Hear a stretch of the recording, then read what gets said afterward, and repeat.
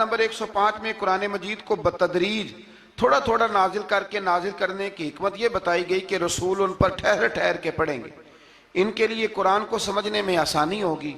مشرکین مکہ اعتراض کرتے تھے کہ کبھی آپ اللہ کہتے ہیں کبھی رحمان کہتے ہیں، ہم تو رحمان کو نہیں جانتے، تو اللہ نے فرمایا رسول کہہ دیجئے کہ معبود برحق کو تم اللہ کہہ کے پکارو یا رحمان کہہ کے پکارو، تم اسے جس نام سے بھی پکارو گے سب اسی کے نام ہے، اور اسے پکارنے میں میانہ روی سے کام لو۔ آخری آیت میں فرمایا کہ اللہ کی نہ کوئی اولاد ہے، نہ کوئی اس کی سلطنت میں اس کا شریک ہے، نہ اسے کسی مددگار کی ضرورت ہے، اور آپ اس کی کبریائی کو بیان کرتے رہیے۔ آگے شروع ہو جاتی ہے سورہ کہف۔ اصحاب کہف کا نام تو سنا ہے نا ماشاءاللہ آپ حضرات۔ پہلے اس کی فضیلت میں ایک حدیث نہ بیان کروں؟ نبی کریم صلی اللہ علیہ وسلم نے فرمایا، یہ مسلم شریف کی حدیث ہے، دجال آئے گا قیامت کے قریب اور بڑے لوگوں کو گمراہ کرے گا، تو حضور نے فرمایا جو سورہ کہف کی 10 آیات زبانی یاد کر لے نا وہ دجال کے فتنے سے بچ جائے گا۔ اللہ توفیق عطا فرمائے۔ اس سورہ مبارکہ کی آیت نمبر 9 سے اصحاب کہف کا ذکر شروع ہوتا ہے۔ اصحاب کہف، جب حضرت عیسیٰ علیہ السلام کو اللہ کریم نے چوتھے آسمان پہ بلا لیا نا، تو دقیانوس نام کا ایک بادشاہ ہوا بنی اسرائیل کے اندر، بڑا ظالم تھا، اس نے گمراہی پھیلا دی، اور جو لوگ معاذ اللہ کفر اور شرک نہیں کرتے تھے انہیں قتل کروا دیتا تھا۔ تو 7-8 نوجوان اپنا ایمان بچا کے بھاگے۔ او ہو اللہ اکبر، ساری دنیا مال بچا کے بھاگتی، وہ 7-8 نوجوان اپنا ایمان بچا کے بھاگے کہ یہ ہمیں کہیں کفر کی طرف نہ لوٹا دے، تو جا کے ایک غار کے اندر چلے گئے، تو ایک کتا بھی ان کے ساتھ ہو گیا۔ انہیں کتے کو بڑے روڑے مارے کہ یہ اگر بھونکے گا، آواز نکالے گا تو ہم پکڑے جائیں گے، ہم نے تو چھپنا ہے، پر اس کو نہ ولیوں سے پیار ہو گیا تھا۔ اس نے کہا بھگاؤ جتنا مرضی مجھے، فطرت میری ہے کہ میں بھونکتا ہوں، پر جب اللہ کے ولی ہوں تو پھر میں ادب کرتا ہوں۔ یہ قرآنی واقعہ ہے۔ اچھا، یہ عین وہ واقعہ ہے قرآن مجید کا کہ جو بہت ساری چیزوں پر ویسے ہی نص ہے اور بہت ساری زبانیں ویسے ہی گنگ ہو جاتی۔ تو وہ 6-7 لوگ تھے، وہ چلے گئے غار کے اندر، جا کے انہوں نے پناہ لے لی۔ بادشاہ کو پتہ چل گیا کہ غار کے اندر ہے۔ اچھا، اللہ کی قدرت، جیسے ہی داخل ہوئے انہیں نیند آ گئی، یہ سو گئے۔ اور قرآن مجید کہتا ہے، قرآن مجید کے یہ لفظ ہیں کہ کتا غار کے منہ پر بازو پھیلا کے بیٹھ گیا، گویا اپنے مالکوں کی خدمت کر رہا ہے۔ اب میاں صاحب کی ایک بات کر لیں درمیان میں۔ میاں صاحب فرماتے ہیں، جنہ تنام وچ عشق نہ رچیا، کتے ہونا تھی چنگے، اور چلو مالک دے کر راکھی کر دے، صابر بھوکے ننگے۔ یہ دیکھو نا کہ اتنا تو ان کے اندر بھی کمال ہے، اپنے نا دونوں بازو پھیلا کے، کتا بھی غار پہ بیٹھ گیا۔ ان کو نیند آ گئی، بادشاہ نے پتہ کرایا، کہاں بھاگ کے گئے؟ تو کہا وہ غار کے اندر ہیں۔ بادشاہ کہنے لگا کہ ان کی سزا یہ ہے کہ ایک دیوار چن دو غار کے منہ میں، غار کوئی بند کر دو۔ جس بندے کی ڈیوٹی لگائی نا غار چننے کی، بندہ بڑا نیک تھا، اس کو دیوار بنانے کا ذمہ دیا، اس نے نا دیوار بھی بنائی اور ایک تختی پہ نا سب کے نام لکھے، اور وہ تختی ایک صندوق میں رکھ کے وہاں بند کر دی، اور اسی طرح کی ایک تختی اس کے نیچے لکھا کہ ایک تختی ان کے ناموں کی نا میں مال خزانہ میں بھی بند کر رہا ہوں۔ اللہ تبارک و تعالیٰ کی قدرت کے بعد مفسرین نے لکھا ہے وہ 100 سال تک سوئے رہے، اور بعض نے لکھا ہے کہ 300 سال تک سوئے رہے۔ 300 سال کے بعد اس طرح ہوا کہ حکومتیں بدل گئیں۔ بیدروس نام کا ایک بادشاہ آ گیا، وہ بڑا نیک دل تھا، اس نے ہر طرف حضرت عیسیٰ علیہ السلام کی شریعت کا پھر سے نعرہ بلند کیا۔ اب نا کچھ لوگ ایسے تھے جو منکر ہو گئے تھے کہ مرنے کے بعد دوبارہ کیسے اٹھیں گے۔ بادشاہ ایک دن حجرے میں گیا، جا کے دعا مانگی، یا اللہ کوئی ایسی بات دکھا جس سے لوگوں کا ایمان پکا ہو جائے۔ اس طرح کے بادشاہ ہوا کرتے تھے۔ تو رب کریم نے کہا میں نے تو پہلے ایک راز چھپا کے رکھا ہوا ہے، کھول دیتے ہیں۔ اس نے دعا مانگی، اور ادھر کیا معاملہ ہوا، ایک چرواہا بکریاں چرانے والا وہاں سے گزرا، اس نے سوچا یہ دیوار ہے، اگر اس کا منہ کھول لوں نا کبھی تو میری بکریاں یہاں تھوڑا سا دھوپ کے اندر سستا لیا کریں گی۔ اس چرواہے نے کیا کیا کہ اس نے وہ دیوار گرائی تاکہ میری بکریاں اندر جایا کریں۔ وہ دیوار گرائی تو اس نے اندر 6-7 لوگ سوئے ہوئے دیکھے، اور کتا بھی سویا ہوا دیکھا۔ اللہ تبارک و تعالیٰ اپنی قدرت سے، اپنے فضل سے ان کی کروٹیں بھی بدلتا رہا، اپنی قدرت سے۔ ایک طرف انسان پڑا رہے نا تو اعضاء گل جاتے ہیں، ان کی کروٹیں بھی بدلی جاتی، مناسب روشنی بھی دی جاتی، حرارت بھی۔ اس نے دیوار گرائی تو ان کی آنکھ کھل گئی، ایک دوسرے سے کہنے لگے آج تو بڑی گہری نیند سوئے ہیں یار، آج تو لمبی نیند پوری کر لی، چلو بھوک بڑی لگی ہے ایک دوست کو بھیجو۔ یہ سارا واقعہ قرآن مجید میں موجود ہے، میں اپنے لفظوں میں بیان کر رہا ہوں۔ جاؤ ایک دوست کو بھیجو بازار سے نا کھانا لے آئے، پیسے وہی 300 سال پرانی کرنسی۔ وہ جب نان بھائی کی دکان پہ گیا نا سامان لینے، اس کو پیسے دیے تو نان بھائی نے ہاتھ پکڑ لیا، کہنے لگا میاں تو کدھر سے آیا، یہ کون سے پیسے؟ اس نے کہا پیسے کاہے کہ میں بھی سوچ رہا ہوں کہ حالات بدلے ہیں، سارے حضرت عیسیٰ کا کلمہ پڑھ رہے ہیں، ماحول اور ہے۔ اس نے کہا تیرے ہاتھ کوئی خزانہ لگ گیا ہے، یہ تو ہم نام سنتے تھے کہ یہاں کوئی دقیانوس نام کا بادشاہ رہا ہے، کوئی خزانہ، بتا کہاں سے لیے؟ شور ہوا، حاکم شہر تک خبر پہنچی، بادشاہ تک پہنچی۔ اس نے بتایا کہ بھئی ہم تو دقیانوس کے ڈر سے بھاگے ہیں، کل بھاگے ہیں یا آج سویرے، اتنا زیادہ ہمیں پتہ نہیں، کل یا آج سویرے بس نا، اتنا سا ہمیں یاد ہے کہ ہم گئے تھے۔ بہرحال لوگ جمع ہو گئے، اکٹھے ہو گئے، غار تک پہنچے۔ اب جو غار کے اندر تھے وہ پتہ کہتے ہیں لگتا ہے ہمارا دوست پکڑا گیا ہے، پکڑا گیا ہے تو اب بندے جمع ہو گئے، وہ اندر ڈر رہے تھے، تسبیح کر رہے تھے، اللہ کو یاد کر رہے تھے۔ ادھر یہ پہنچ گیا، جب ان لوگوں نے یہ جیتا جاگتا رب کے فضل کا نمونہ دیکھا اور بادشاہ نے کہا کہ یہ کیا ہے، صندوق کھولا تو اس کے اندر وہ تختی لکھی تھی کہ یہ ان کے نام ہے، یہ دقیانوس سے ڈر کے بھاگے ہوئے ہیں، یہاں یہ سو رہے ہیں، اور اسی کی ایک تختی میں نے فلان جگہ بھی دفن کیا، وہ تختی بھی وہاں سے نکل آئی۔ اب سب لوگوں کی آنکھوں میں آنسو آئے اور سب کہنے لگے لا الہ الا اللہ، لا الہ الا اللہ، لا الہ الا اللہ۔ سب کہنے لگے ان اللہ علی کل شیء قدیر۔ جب ان کی بات پوری ہو گئی، لوگوں کے ایمان پختہ ہو گئے، تو اصحاب کہف کہنے لگے کہ ہمیں اب اجازت ہے، ہم پھر دوبارہ غار میں جاتے ہیں۔ وہ غار میں گئے تو رب نے پھر انہیں موت عطا فرمائی، نیند عطا فرمائی، تحفہ دیا۔ بادشاہ نے پھر اس کے آگے دیوار بنائی اور وہاں بادشاہ نے ایک مسجد تعمیر کرا دی، لوگ زیارت کرنے جاتے۔ یہ اصحاب کہف کا ذکر ہے۔ اب یہاں ہمارے مفسرین نے لکھا ہے کہ وہ جو کتا تھا نا وہ بھی ساتھ ہی تھا۔ اللہ قیامت والے دن اسے انسانی، یا تو انسانی شکل ملے گی یا جیسے رب کا فضل ہوگا رب کریم اسے بھی جنت عطا فرمائے گا۔ اس نے تبلیغ کی، دین کی، اس نے کیا کیا؟ تبلیغ کی، نمازیں پڑھی، روزے رکھے، حج کیا، 10 ہوتے صحیح اس کیتا کی۔ اسی آنکھیں نا خدا کے فضل سے ہم پر ہے سایہ غوث اعظم کا، ہمیں دونوں جہاں میں ہے سہارا غوث اعظم کا۔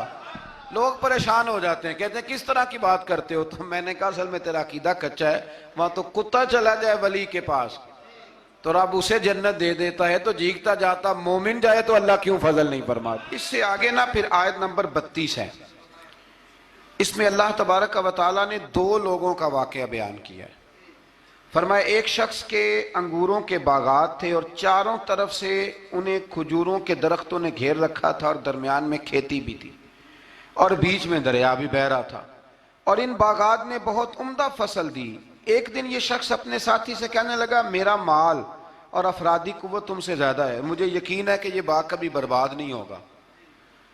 اول تو مجھے قیامت کا یقین ہی نہیں معاذ اللہ، لیکن اگر قیامت آئی تو مجھے وہاں سے بھی بہتر مال ملے گا۔ اس کے دوسرے ساتھی نے کہا تو اپنی اصل کو بھول گیا ہے اور تو نے اپنے خالق کی ناشکری کی جو کہ وحدہ لا شریک ہے۔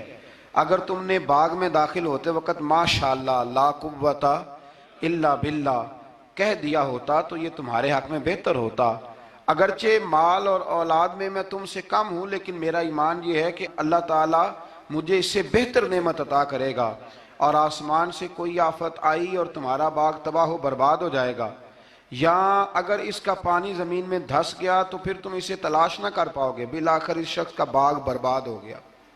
وہ جو کہتا تھا نا مجھے یقین نہیں قیامت نہیں آئے گی، اس کا باغ ہی، اور وہ کف افسوس ملتے ہوئے کہنے لگا کاش میں نے شرک نہ کیا ہوتا، لیکن پھر اس کا کوئی نہ مددگار تھا اور نہ حمایتی۔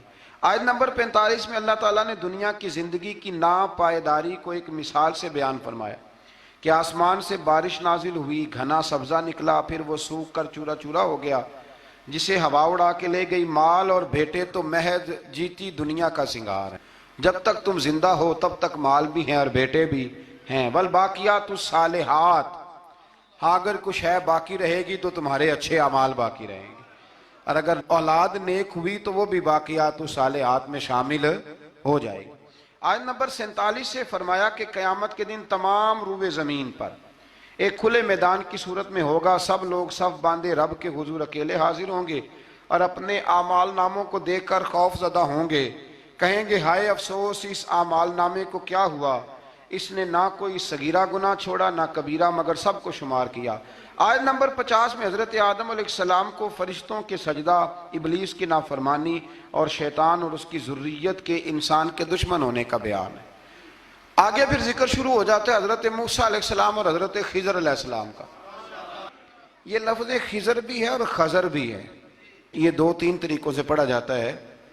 حضرت خضر کے بارے میں مختلف روایات ہیں کہ یہ ولی ہیں کہ نبی ہیں، لیکن مضبوط رائے اکثر بزرگوں کی یہی ہے کہ یہ بھی اللہ کے نبی ہیں، اور بعض نے لکھا ہے یہ ہمیشہ سے زندہ ہیں۔ یہ دو اللہ کے نبی حضرت الیاس علیہ السلام اور حضرت خضر علیہ السلام، یہ دونوں ہر سال حج میں بھی جاتے ہیں، ہر سال حج میں بھی جاتے ہیں، کیونکہ ایک روایت ملتی ہے کہ محبوب کریم علیہ السلام حج پہ گئے تو فرمایا میں الیاس اور خضر کو پہاڑوں سے اترتے ہوئے دیکھ رہا ہوں۔ تو جن کو اللہ نے کھلی آنکھیں دی ہوتی ہیں پھر انہیں زیارت بھی ہوتی ہے، انہیں یہ نظر بھی آتے ہیں۔ حضرت خضر علیہ السلام کو اللہ نے علم لدنی عطا فرمایا۔ یہ علم لدنی اللہ جس کو اپنے پاس سے عطا کر دے اس کو علم لدنی کہتے ہیں۔ حضرت موسیٰ علیہ السلام ایک دن تقریر کرتے ہوئے کسی نے پوچھا کہ آپ سب سے بڑے عالم ہیں، فرمایا الحمدللہ۔ تو اللہ کریم نے فرمایا نہیں ہے موسیٰ کلیم آپ سے بڑے بڑے بھی ہیں، بڑے بڑے لوگ ہیں۔ ہمارے ہاں مسئلہ ہے پا نہ پڑی اور لوگ مناظرہ کرنے آتے ہیں، کئی دفعہ لوگ نا مسئلہ بتاتے ہیں تو میں کہتا ہوں جناب آپ نے بتا دیا کہ اب آپ نے حکم کرنا ہے، اب آپ نے حکم کرنا ہے۔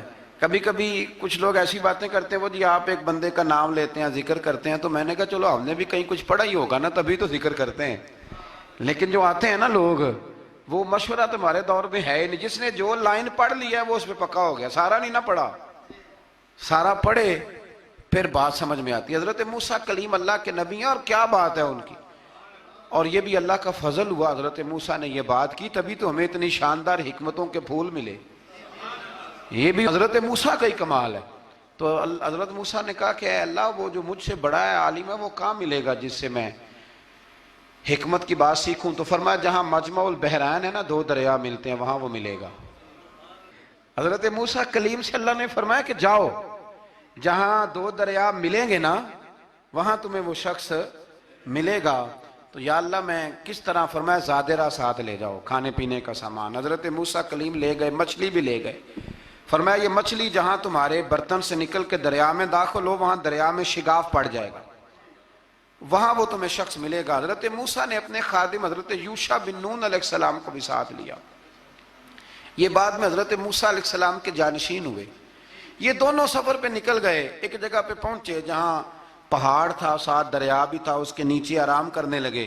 حضرت موسیٰ کلیم سو گئے تو یوشع بن نون علیہ السلام موجود تھے، مچھلی جھٹ سے نکلی دریا میں داخل ہو گئی، وہاں راستہ بھی بن گیا۔ اب اٹھے حضرت موسیٰ کلیم جب اٹھے تو فرمایا چلو چلیں، تھوڑا آگے جا کے فرمایا بھوک لگ رہی ہے کھانا تو نکالو۔ انہیں یاد آیا، کہنے لگے حضور مچھلی تو دریا میں چلی گئی تھی۔ فرمایا تو نے بتایا ہی نہیں، وہی تو ہماری منزل تھی جہاں مچھلی دریا میں گئی۔ پھر وہاں سے واپس آئے قدموں کے نشانوں پہ، وہاں پہنچے جہاں مچھلی گئی تھی تو وہاں ایک شخص لیٹا ہوا تھا چادر لے کے، آپ نے سلام لی تو انہوں نے کہا وعلیکم السلام یا موسیٰ کلیم اللہ۔ تو آپ نے فرمایا آپ کون ہیں؟ فرمایا میں وہی ہوں جس کو آپ تلاش کر رہے ہیں۔ تو فرمایا آپ نے مجھے کیسے پہچانا؟ فرمایا جس رب نے تمہیں بھیجا ہے نا اس نے ہی مجھے بتایا ہے کہ موسیٰ آ رہے ہیں، موسیٰ آ رہے۔ اب حضرت خضر نے جو کچھ فرمایا وہ بڑا شاندار ہے۔ فرمایا موسیٰ کچھ باتیں ایسی ہیں جن کا آپ کو علم ہے اور مجھے نہیں، اور کچھ ایسی ہیں جن کا مجھے علم ہے اور آپ۔ اللہ اکبر، یہ کبھی ہماری سمجھ میں بات آ جائے یہ کبھی سمجھ میں آ جائے. کچھ باتیں ایسی ہیں جس کا مجھے علم ہے اور یہ بڑے بڑے سیانے بندے نہیں مانتے. بڑے بڑے میں عالم ہوں جی، تو آپ عالم ہیں میاں ایک شعبے کے، لیکن بہت سارے دنیا میں شعبے ہیں نا. دین کے عالم کا درجہ سب سے بڑا ہے، لیکن قانونی مشاورت کرنی ہے تو آپ وکیل سے کریں گے.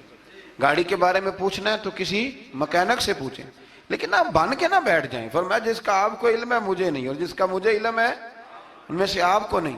تو کہا میں پھر آپ کے ساتھ رہنا چاہتا ہوں اور میں وہ سیکھنا چاہتا ہوں جو آپ بتا رہے ہیں. تو حضرت خضر فرمانے لگے صبر کر لیں گے میرے ساتھ. یہ سب سے مشکل کام ہے، یہ سب سے، یعنی ہر بات کی تو یہاں لوگوں کو وضاحت چاہیے. کھانسے بھی تو آپ کو بتانا پڑے گا کھانسے کیوں، ہنسے بھی تو آپ کو بتانا پڑے گا ہنسے کیوں. بے بزرگ ہیں، بزرگوں کی باتوں میں حکمتیں ہوتی ہیں، لیکن ہم حکمت کی طرف جانے کو تیار نہیں ہوتے. ہمیں تو فوری طور پہ جواب چاہیے، حل چاہیے. حضرت موسیٰ علیہ السلام جناب خضر کے ساتھ چلے. فرمایا صبر کروں گا، میں چلتا ہوں آپ کے ساتھ. دریا کے قریب گئے کشتی میں بیٹھنے کے لیے، تو کشتی والوں نے حضرت خضر کو پہچان لیا، بغیر کرائے کے سوار کرایا. اور جب پار اترنے لگے تو حضرت خضر نے کشتی کا ایک تختہ ہی توڑ دیا. حضرت موسیٰ کہنے لگے یہ آپ نے کیا کیا؟ انہوں نے نیکی کی، آپ نے تختہ توڑ دیا. فرمایا آپ کو کہا تھا نا آپ نے صبر نہیں کرنا، آپ کو کہا تھا نا. فرمایا چلو میں صبر کروں گا. تھوڑا آگے گئے تو ایک نوجوان لڑکا، ابھی چھوٹی عمر ہے، وہ ملا. حضرت سیدنا خضر علیہ السلام نے اسے قتل ہی کر دیا. فرمانے لگے آپ نے قتل ہی کر دیا؟ ایک قرآن مجید ہے بھائی. میں کبھی کبھی سوچتا ہوں یہ ہم کسی درویش کی بات سناتے تو بندے اڑ جاتے. فتوے نکلتے کہ نہ نکلتے؟ میرا خیال ہے ہر مسجد سے نکلتے. اور فتوے ایک ایک جتنے مسجد میں نمازی ہوتے سب کے ہاتھوں میں فتوے ہوتے. قتل کر دیا، قتل ہی ہو گیا بندہ. تو حضرت سیدنا موسیٰ علیہ السلام فرمانے لگے آپ نے قتل ہی کر دیا. فرمایا میں نے کہا تھا نا آپ نے صبر نہیں کرنا. آپ فرمانے لگے چلو اگر اب میں بولا نا تو بے شک آپ مجھے علیحدہ کر دیجئے گا. حضرت موسیٰ کلیم اب بولا تو علیحدہ کر دیا. ایک بستی میں داخل ہوئے، بستی کے لوگوں سے پانی مانگا تو انہوں نے پانی بھی نہ دیا، آرام کرنے کو جگہ بھی نہ دی. پر وہاں ایک دیوار گر رہی تھی، حضرت خضر علیہ السلام نے سیدھی کرنی شروع کر دی. ساری دیوار بنائی. تو حضرت موسیٰ کہنے لگے کن لوگوں کی خدمت کر رہے ہو جنہوں نے پانی بھی نہیں دیا، انہوں نے پانی تک نہیں پوچھا. فرمانے لگے بس بھئی آپ نے وعدہ کیا تھا کہ اب بولیں گے تو بے شک علیحدہ کر دینا. آپ بولیں اب آپ کا اور میرا ساتھ زیادہ نہیں چل سکتا. آپ بولیں. جو بول پڑے نا، غلامی کرے تو رستے لمبے چلتے ہیں، اور جو بولے نا جس کو وضاحتیں چاہیے ہو وہ غلام نہیں ہوتا، اس کے ساتھ پھر باتیں لمبی. ہاں تو آنکھ بند کر کے چل. ہاں آزم یاتے لائیے ہی نہ تجھے لائیے تھے. پھر آنکھ بند کر کے پیچھے چل کے بات ختم ہو گئی. حضرت خضر علیہ السلام نے جب کہا نا کہ اب آپ کا وعدہ ختم ہو گیا، فرمایا اب میں آپ کو جانے سے پہلے حکمت بتاتا ہوں. یہ وہ علم ہے جو اللہ نے مجھے اپنے پاس سے عطا فرمایا ہے، یہ وہ ہے جو علم لدنی ہے. کہا جناب کیا مطلب؟ فرمایا وہ جو میں نے تختہ توڑا تھا نا، تو یہ مسکین بچے ہیں جن کی کشتی تھی، تو دریا کے اس پار بادشاہ کھڑا تھا. وہ جو صحیح صحیح کشتیاں ہوتی تھی قبضے کر لیتا تھا، اور جو تھوڑی سی ٹوٹی پھوٹی ہوتی تھی نا وہ چھوڑ دیا کرتا تھا. تو میں نے تھوڑی سی کشتی ان کی اس لیے توڑ دی ہے تاکہ دیکھے گا تو چھوڑ دے گا، اس لیے میں نے بھلا کیا ہے. اور فرمایا وہ جو بچہ میں نے قتل کیا نا وہ شروع سے ہی کفر کا دل دادا تھا. اس کے ماں باپ نیک تھے، اگر بڑا ہوتا جوان ہوتا تو ہو سکتا ہے ماں باپ کو بھی کفر میں مبتلا کر دیتا. اب اس کے بدلے اللہ انہیں صالح بیٹا عطا فرمائے گا. تو یہ بھی میں نے اللہ کے دیے ہوئے علم سے کیا. اور فرمایا یہ جو دیوار میں نے نبی ہو کے یا ولی ہو کے مزدوری کر کے دیوار بنائی ہے نا، اللہ اکبر. فرمایا یہ دیوار عام لوگوں کی نہیں، یہ یتیم بچوں کا خزانہ ہے دیوار کے نیچے. یہ گر جاتی تو خزانہ ظاہر ہو جاتا. اور بچائی اس لیے ہے کہ وَكَانَ أَبُوهُمَا صَالِحًا، ان بچوں کا باپ نیک آدمی تھا. ان کا باپ، قاضی ثناء اللہ صاحب پانی پتی فرماتے ہیں ڈائریکٹ باپ نہیں تھا، 7ویں نسل میں جا کے باپ بنتا تھا. سن لیں یہ بھی بات، ایک بندہ نیک ہو تو اس کی 7 نسلوں تک رب خزانوں کی بھی حفاظت فرماتا ہے. اب آپ اندازہ فرمائیں کہ بات کتنی دور تک جاتی ہے. بزرگوں کی باتوں میں نا حکمتیں ہوتی ہیں، دانائیاں ہوتی ہیں. یہ طریقت کے جو لوگ ہوتے ہیں انہیں سبق یہ دیا جاتا ہے کہ آمنا و صدقنا، ماننا ہے اور تصدیق کرنی. ہمارا معاملہ یہ ہے کہ یہاں وضاحت دینی پڑتی. وہ جی وہاں کیا ہوا تھا، وہ جو گاڑی آپ کے پاس ہے تو وہ کہاں سے آئی، تو وہ جو کل آپ نیا جوڑا پہن کے آئے تھے تو وہ کدھر سے آیا. تو جو لوگ وضاحتیں مانگتے ہیں وہ اپنے نہیں ہوتے، ان کا غلامی کا رشتہ نہیں ہوتا. حبیب اور ہوتا ہے، شریک اور ہوتا ہے. شریک وضاحتیں مانگتے ہیں، حبیب محبت کرتے ہیں. ہمارا آج سب سے بڑا المیہ یہ ہے، سب سے بڑا، کہ ہم کسی حکمت کے تحت کوئی بندہ اگر کوئی کام کر رہا ہے تو مجبوری ہے کہ ہمیں وہ حکمت بتائی جائے. ایسا نہ کریں. یہ طریقہ حضرت غوث اعظم رضی اللہ تعالیٰ عنہ، حضور غوث پاک رضی اللہ تعالیٰ عنہ کو ایک شخص ملنے آ گیا. ملا علی قاری نے لکھا ہے، آپ کے ایک مرید نے کہا چل میرے پیر سے ملنے. کہنے لگا میں نہیں جاتا ملنے کسی پیر شیر سے. کہا نہیں آؤ تو صحیح. وہ آیا نا تو اس نے دیکھا کہ 50 گھوڑے عربی نسل کے کھڑے ہیں غوث پاک کے دروازے، موٹے تازے چوڑے عربی نسل کے گھوڑے. اس کے دل میں خیال آیا، کہنے لگا یار سواری کے لیے اگر رکھے ہیں تو ایک بھی کافی تھا، 50 کی کیا ضرورت تھی. اللہ اکبر. اب واقعی 50 کھڑے تھے، مرید کے پاس جواب ہی کوئی نہیں تھا. کہنے لگا یار پتہ مجھے بھی کوئی نہیں، لیکن حضرت صاحب نے رکھے ہیں تو حکمت ضرور کوئی ہوگی، حکمت ضرور کوئی، اس کی کوئی حکمت ہوگی. اللہ اکبر.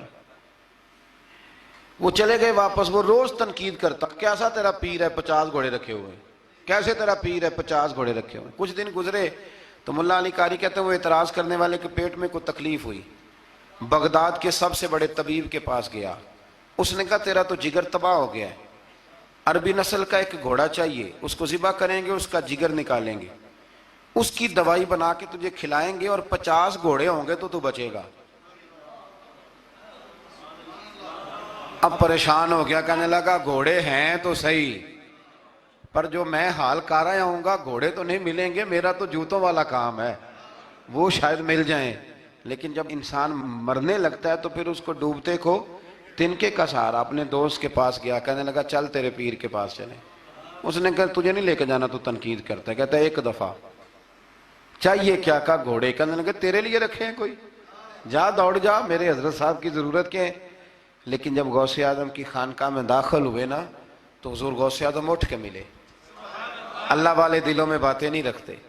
ماتھا چوما اور فرمانے لگے میاں تو ایک دن نا میری گلی سے گزر رہا تھا تو میری تیرے اوپر نظر پڑی، جو مجھے نظر آیا تو بیمار ہوگا اور تیرا علاج عربی نسل کے 50 گھوڑوں کی وجہ سے ہوگا، تو میں نے تیرے لیے لا کے کھڑے کیے ہوئے ہیں، تیرے لیے ہی کھڑے کیے ہیں. اب تو نا گھر بھی لے جانے کی ضرورت نہیں، چارہ بھی میرے مرید ہی ڈال دیا کریں گے. تو اس طرح کرنا، روز آنا ایک گھوڑا لے جانا، پھر اگلے دن آنا تو دوسرا. وہ خدا کے بندے تیرے لیے رکھے تھے، تو تنقید کر رہا ہے. اللہ کے بندے پردہ پوش ہوتے ہیں. ہاں شرط یہ ہے کہ وہ بندہ صالح ہو، دیندار ہو، وہ والا پیر نہ ہو جو نماز بھی نہ پڑھے اور گھوڑے 15 رکھے ہوئے ہوں اس نے، وہ والا معاملہ نہ ہو.